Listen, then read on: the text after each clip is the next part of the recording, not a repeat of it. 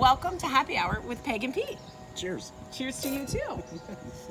So Pete and I are business coaches, and today what we're going to do is, this is our video series that we want you to walk away with ideas and strategies you can apply right away. Things you can actually use in your business right Exactly. away. What he said.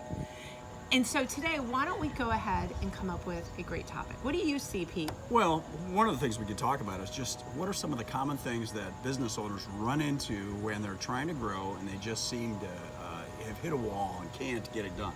I like that. There's idea. a lot of examples. Oh my gosh. So let's can- give you, well, let's start with what we see a lot. I see, and I know you do, is that the business owner is getting in the way of the growth. Oh, sure. Or is fearful, Oh, right? that's, Or if they're Good one. actually concerned that, well, you know what, I'm already working 60 hours a week. If I grow by 50%, I'm going to work 80 I hours a love that. week. I I love don't want to that. do that. And that's not what it Right. takes. That's not what we suggest. so let's go through some, I want to say, concepts that you can watch and listen to right now that you can apply to your business to have a different outcome, right? So one would be your mindset. Okay, As so a business owner, how do you have a mindset that prepares you and your team for growth? I like that. Well, because whatever you are doing as the owner or manager, your team is reflecting that.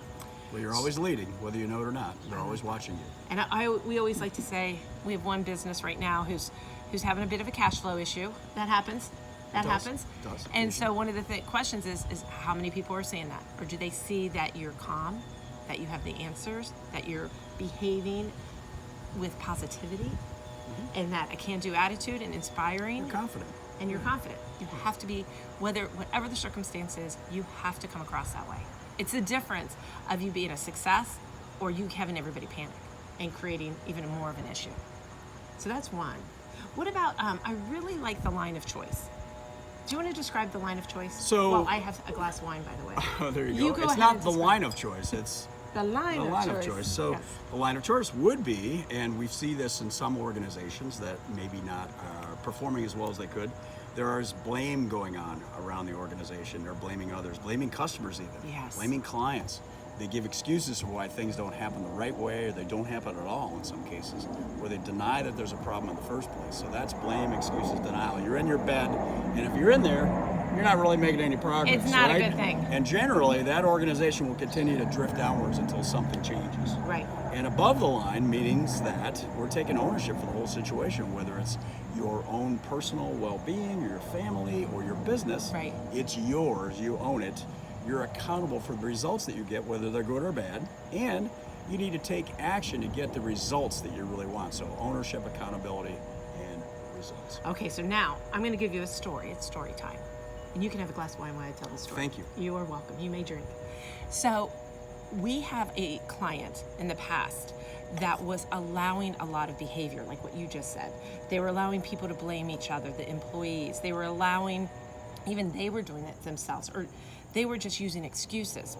So when we taught them this concept, which now you know, one thing that you're going to be inclined to do is say, well, I'm not going to let that happen anymore, and I'm going to go ahead and I'm going to start telling them, no, don't do this, no, don't do that.